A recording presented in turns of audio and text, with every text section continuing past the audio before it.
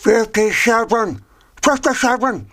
Have you ever heard of the number 57? Well, that's the church on Sunday, 57. Yeah. Of course you've heard of 57. 57's your friend. Whatever. Okay, so, as usual, we're kind of continuing from what we was talking about last. Being judgmental. And you know what I think? Is that if you're... Now listen up. There could be some wisdom here. And you want to know wisdom, don't you? Okay, then. And that's, if you're a judgmental person and you're pointing the finger and judging everybody else, it's a pretty good indication that you're probably you're constantly judging yourself. You're judging I don't know. I mean, when you stop and think about judging yourself, I mean, right there, it can be done on many different levels. Judging the way that you look, judging the way that you stand, judging the way that you wear this or wear that, judging, you're just so critical of yourself. And there's another bit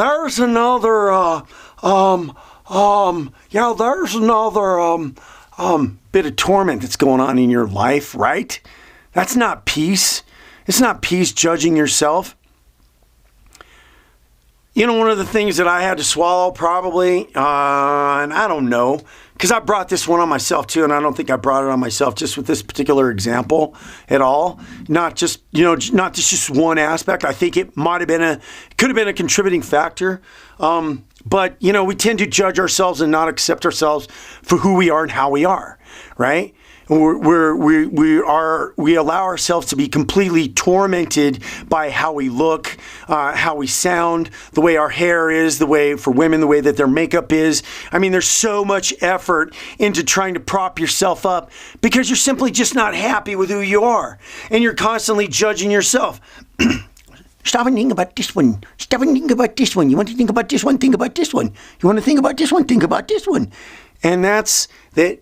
God created you for the way you are and who you are. You know that? Think about it. You are who you are and you can't change it. And so many people, I don't know. I mean, gosh, it just comes to my mind. I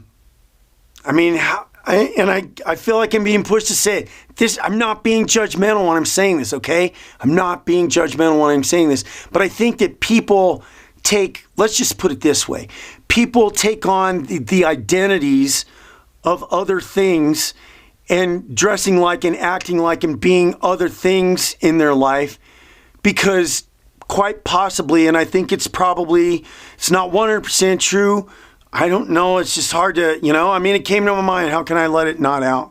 People that need to look a certain way, be a certain thing, take on a different kind of identity are the likelihood, because everything in life boils down to the basics of everything, the basics of of psychology, human behavior, the basics of that.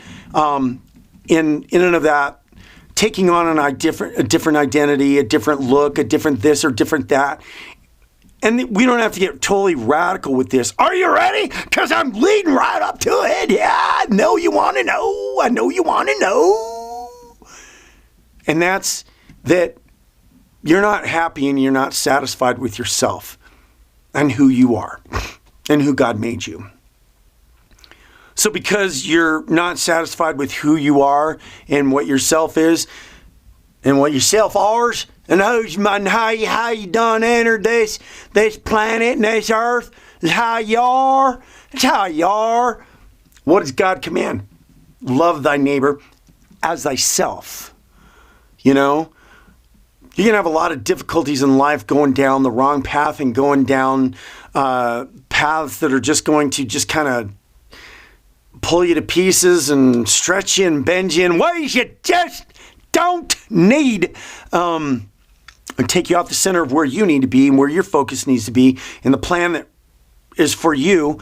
That taking on taking on the identity of something else or whatever it is that, to me, and I just, somebody that does that, they're just not happy with who they are as themselves, as the pure core of themselves.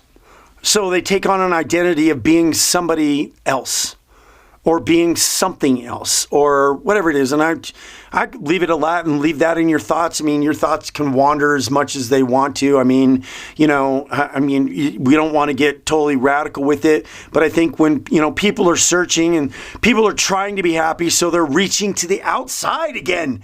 They're reaching out to the outside. They're grasping things that are out here. They're looking and they're caught up in all of this stuff when the answers for everything and the peace is within. The peace is within. Within. The peace is within. But you ain't going to find that peace. You ain't going to find that peace unless you have that relationship with God. You ain't going to find that peace unless you have that relationship with God. And that relationship is going to be through prayer and meditation. Sitting there in silence and just focusing on God and getting out of the way and allowing your spirit to speak within you. And, our brain is a lot, I think our brain is a lot more complex than we even realize, because we've got our subconscious and everything. I think that the spirit can speak within us, put things in our mind that we need to do that are going to impress certain directions or stuff that we need to do, or I'm not here to talk about any of that. The thing that I'm here to talk about in this video, in this one right here, in this one, is about judging yourself. I mean, definitely darn straight and tootin', I've been guilty of it. Not accepting myself for who I was. And, a lot of these things can be put upon us from childhood, from our parents. Why can't you be more like your sister? So here I was thinking I needed to compare myself to other people all the time and what they were doing and what their lives were about. And, there's another verse in the,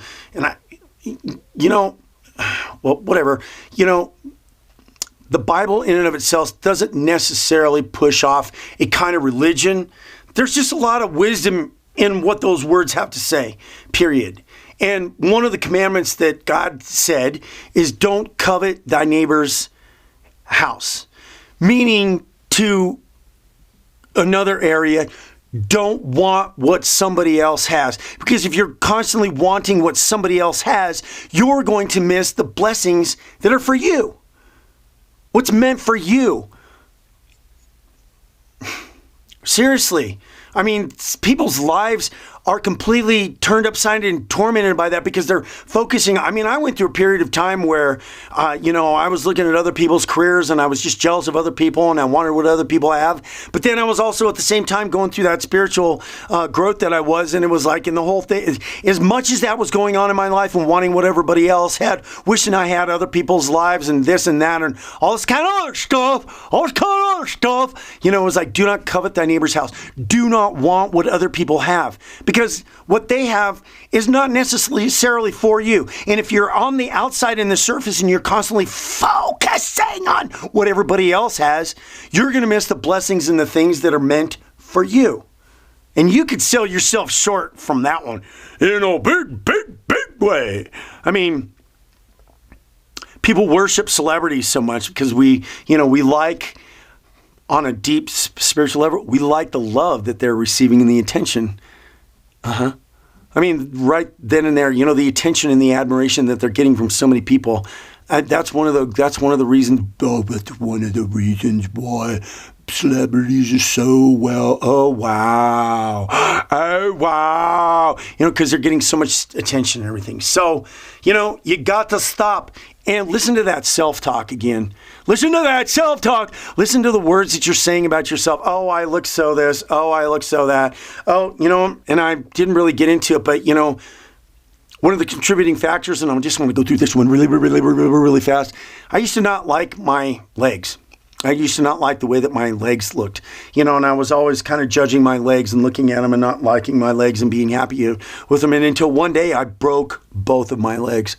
And I was in a wheelchair for a little while too. And I'll tell you what, after I began to walk, I was grateful for those legs again. And that was another bit of something that I'm just trying to tell you. Yeah.